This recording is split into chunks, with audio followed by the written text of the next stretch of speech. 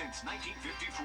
Technology has changed, but the work ethic and customer service remain the same. Turn to the experts at D&M Heating and Air, your Carrier factory authorized dealer. We're only comfortable when you are. The First Alert Team, named best in Georgia.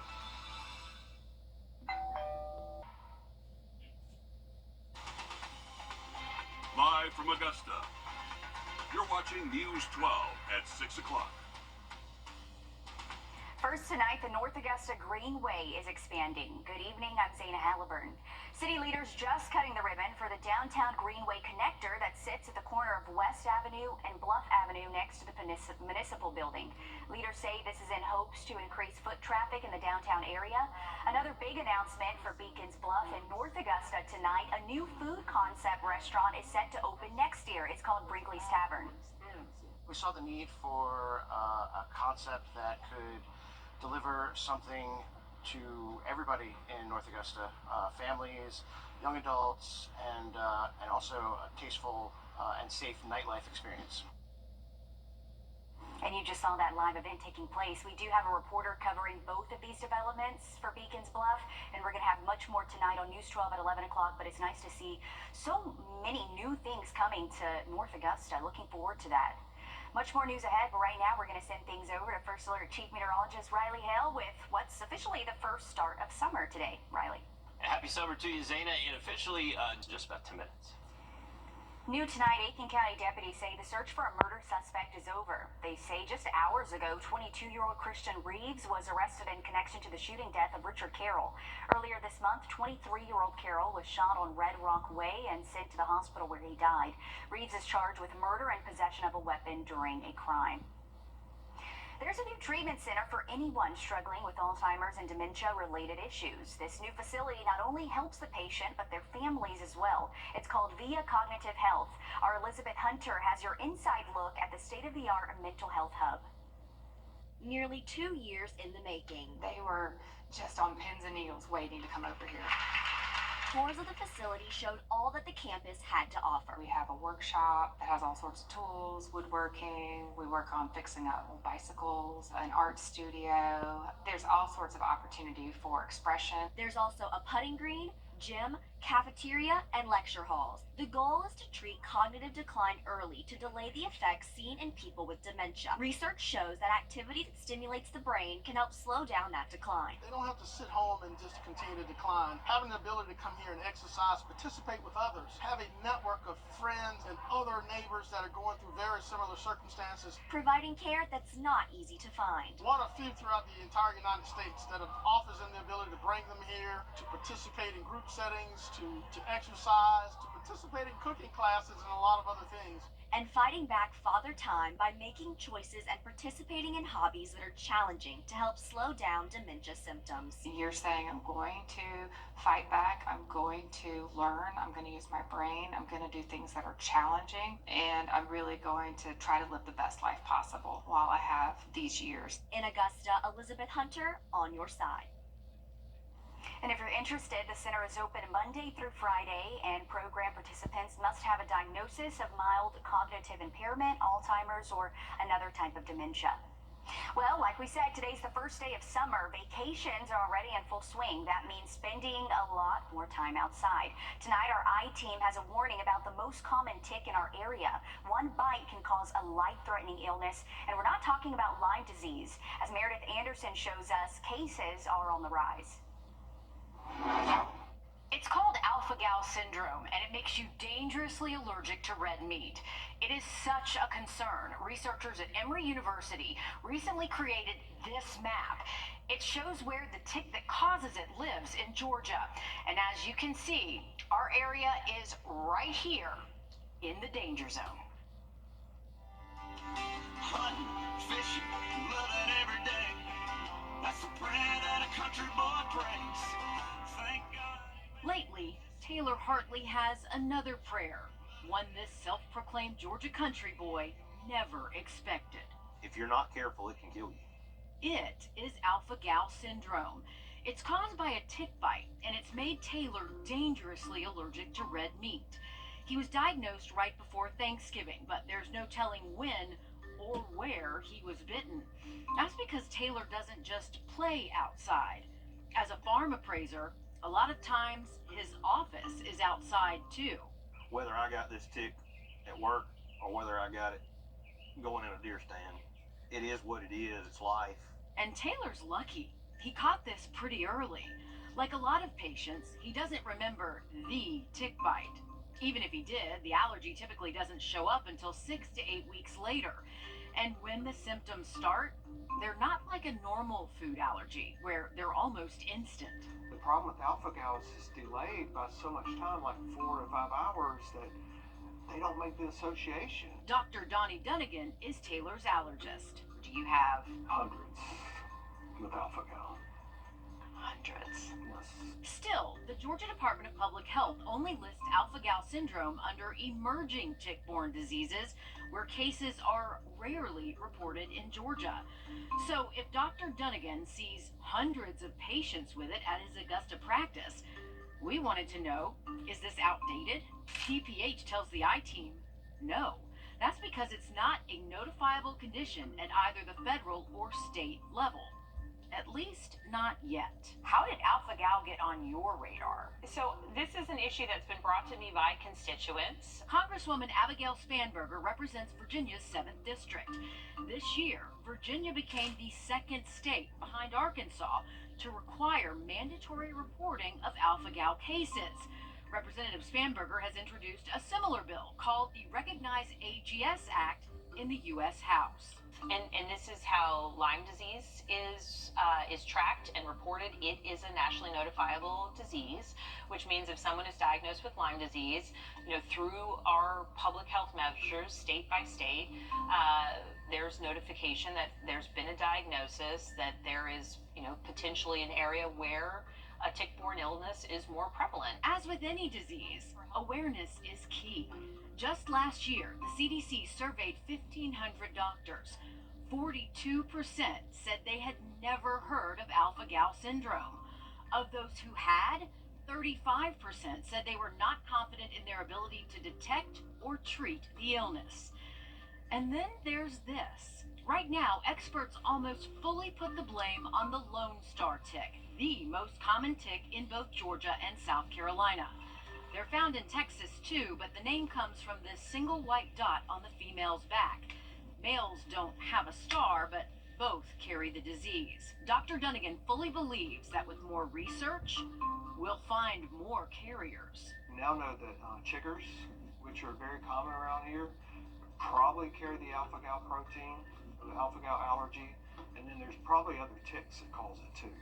Because there's countries that don't have the Lone Star tick, and they have alpha-gal. Dr. Dunnigan also believes it's important to look at symptoms. They aren't exactly unique to alpha-gal syndrome. Things like nausea, heartburn, cough, shortness of breath, difficulty breathing, and a drop in blood pressure, dizziness, all those could be linked to, well, just about anything. And not all patients have all of these. Some only break out in hives or an itchy rash 2 to 6 hours after eating meat. Others only have stomach issues, which Dr. Dunnigan believes has led to countless patients getting an incorrect diagnosis, like irritable bowel syndrome, for example. And if you think about it, a lot of the symptoms are the same, especially if they're not having itching in the hives. So it's probably more prevalent than what we're aware of. Dr. Dunnigan says it's not as simple as just avoiding steak or hamburgers. The allergy isn't to beef in particular, it's to all mammals. So Taylor, an avid hunter, can't eat deer meat, or pork, or bison, or lamb. He also has to avoid dairy, some medication, marshmallows, and gelatin. He really misses gummy bears. But for the most part, Taylor can control all of that. It's accidental cross-contamination that has him worried. What if you go out and you order a chicken breast and that night you end up in the emergency room? Well, it was cooked with some kind of red meat and you didn't know it. But Taylor says he is still living his life outdoors. He's still hunting and fishing and working, but he's being more careful. And he's making sure everyone he knows is more careful too. And I tell my friends and the guys I work with, they walk in the woods like I do, I say, look, I'm telling y'all, you need to spray yourself for ticks. But he's also doing this interview to help you, to make sure you know to be careful. It's in his nature. As a volunteer firefighter for 2 fire departments, Taylor dedicates his life to saving others. And since early detection is key, he hopes by speaking out, he can help those struggling with alpha-gal who might not know they have it yet. He also wants to make sure no one lives in fear. Life's short, you don't ever know when it can come to an end, so, I'm going to go out and eat, and I'm going to eat, and I'm going to enjoy myself and spend time with family and friends, and I'm going to go in the outdoors. But Taylor does carry an EpiPen with him everywhere he goes, as Dr. Dunnigan says all his patients do. There is no treatment or cure for alpha-gal, just avoidance. And if patients stay away from meat, dairy, and all those other things, and yeah, ticks too, they eventually can convert to negative. But it takes years. Thank you for sharing that for us, Meredith. A good reminder, if you're going to be outside, think about those ticks, be mindful. Also keep in mind, it's not just the allergy to the meat, it's the allergy to the sugar when the meat is digested, because most people eat their main protein at dinner. Reactions tend to happen in the middle of the night, so that's why it's so difficult to pinpoint this. You don't have to be a hunter to get this. Pets could bring them in the house as well, and if you golf, you could get one that way. As always, our I-team is tracking that bill. Riley, and you spend a lot of time outside, actually. Are you using something to avoid ticks? Absolutely. Try to avoid them. Always check yourself, too, especially after you go walk in the outdoors. Make sure you do check yourself for ticks. And we got decent weather to get outside the next couple of days. It is going to be feeling a little bit hotter, though, and potentially seeing some storms. I have a full forecast for you just after the break. Time and Temp, brought to you by your First Alert weather team.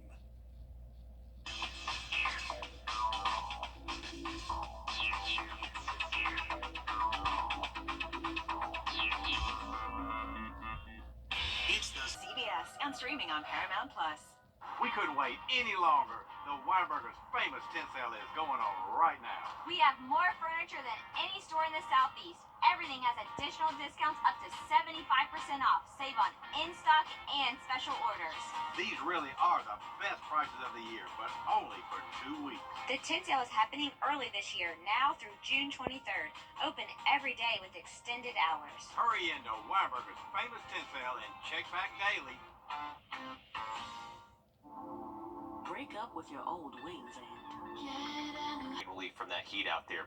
Here's a look at the 7-day forecast. It is going to be feeling a tad hotter the next 3 days, but some really hot temps head our way next week. Upper 90s next Monday through Wednesday.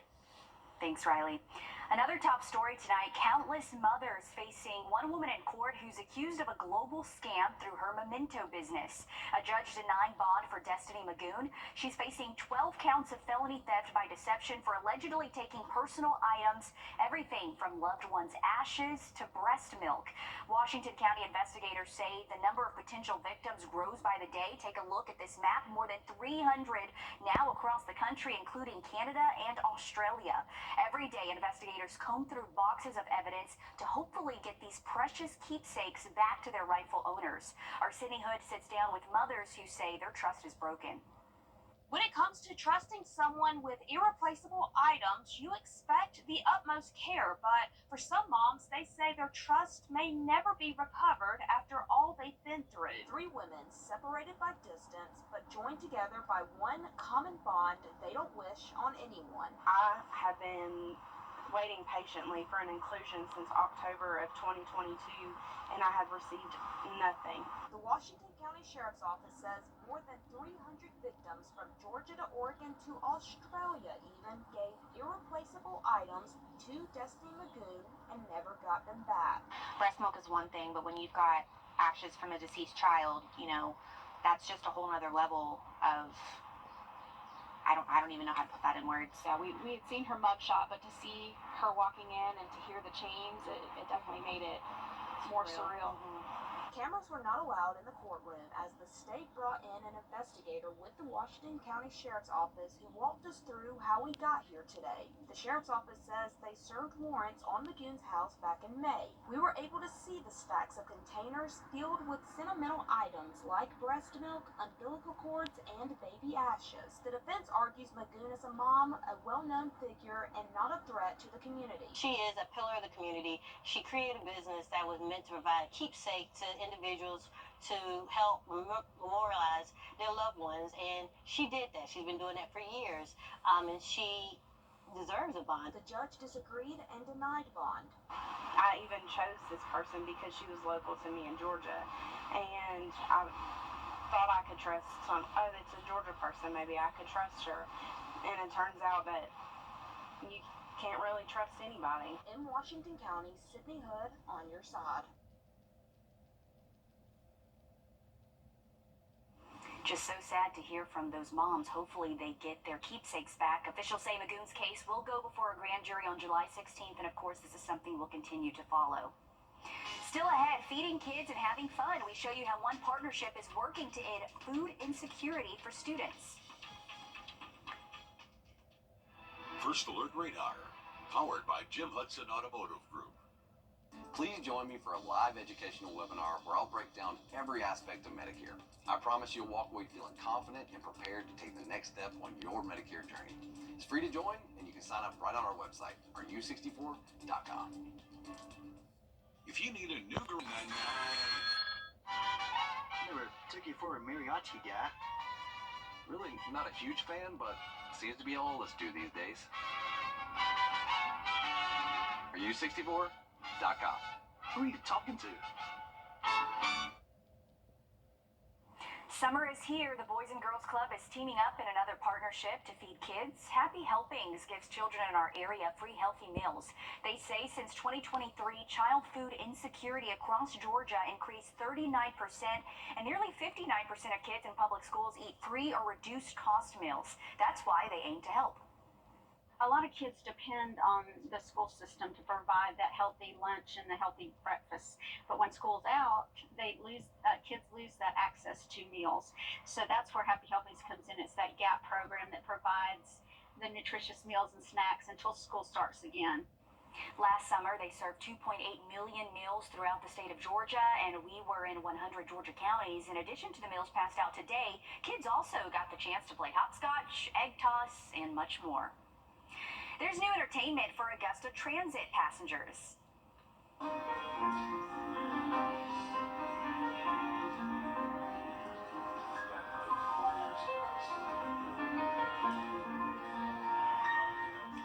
The Jesse Norman School of the Arts just gifted this beautiful piece to the Augusta Transit. The piano has a transit theme, and it was painted by local artist Sedina Berry.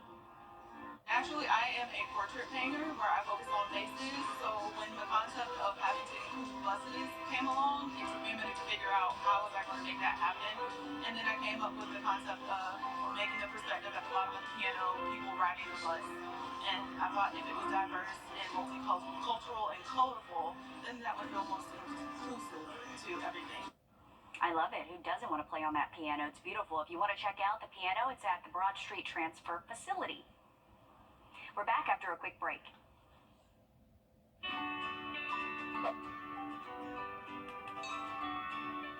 For more than 20 frames.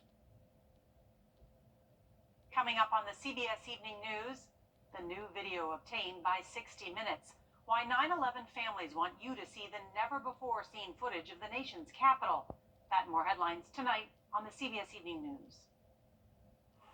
Well, 91 was the official high today at Bush Field, and on Thursdays this month, we really like the high temperature of 91 degrees. We've hit it 3 weeks in a row, but you can see how our high temperature has changed a little bit. So 3 weeks ago, 91 was above average. Today, it's a little bit below average, but we got temperatures heating up for the rest of the weekend. Get ready for feel-like temperatures near 100 this weekend. Oh, no. Drink a lot of water if you're going to be outside. We're back on NBC 26 at 7. See you then.